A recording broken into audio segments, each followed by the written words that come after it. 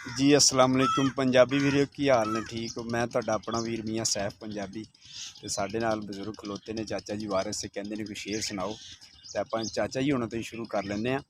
चाचा जी हुणां ने ऐनक लाई है ते मियाँ साहब क्या खूब कहंदे ने।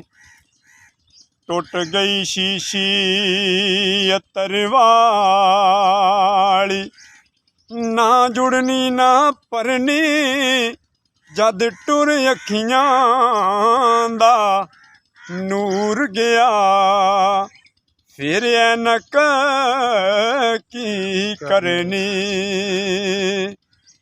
ते सप्पां दे पुत यार नी बनदे भावें चूरियां कुट कुट खुवाइए गई जवानी मुड़ नहीं आउंदी चाहे लख खुराकां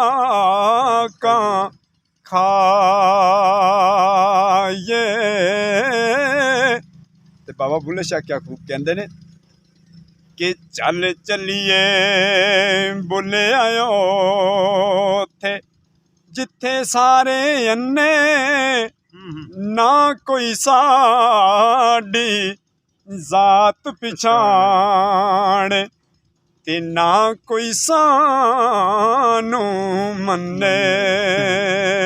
ते अगे की लिखते ने इंसान दे बारे उन्होंने लिखिया कि चिट्टी चादर अमलां वाली दाग न लावी जनिया मता रोज हसर दे आखे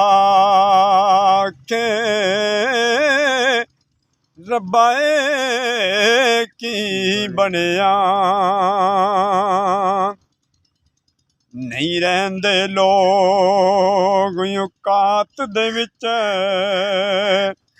जदों हद तो ज्यादा उरूज मिले कोई गैरतमंद कशकोल नहीं चुकदा भावें तख्त मिले खैरात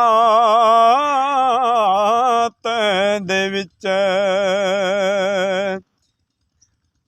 कोरे वर्क किताब नहीं होंदे पत्थर दिल गुलाब नहीं होंदे बुल्लिया यारी सोच के लाए फिर यारा नाल हिसाब नहीं होंदे।